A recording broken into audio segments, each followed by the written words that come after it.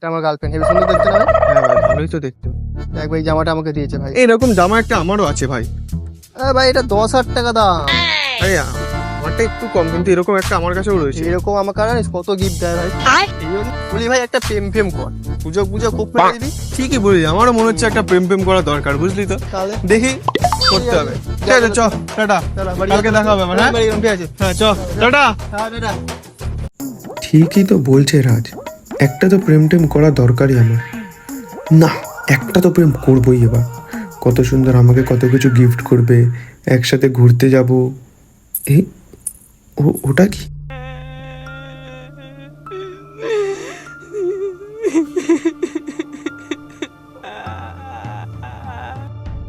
কি ওখানে কোনো মেয়েদের গলার আওয়াজ পাচ্ছি, কেউ কাঁদছে মনে হয়। যাই তো গিয়ে দেখি।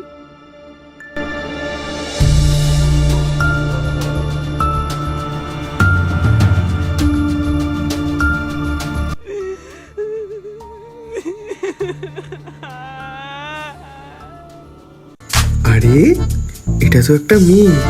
থ্যাংক ইউ ভগবান, ইয়েস!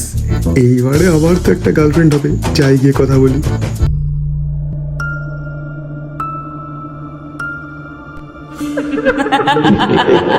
ভাই এ তো মানুষ না ভাই, এ তো পেতনি। কিন্তু পেতনি হয়েছে তো কি হয়েছে, মেয়ে তো। তোমার চোখগুলো যেন চাঁদের গর্তের মতো, চুলগুলো যেন আকাশের কালো মেঘ। নাই বা হলা তুমি মানুষ, হবে আমার প্রিয়। আমার ব্রহ্মদৈত্য আছে।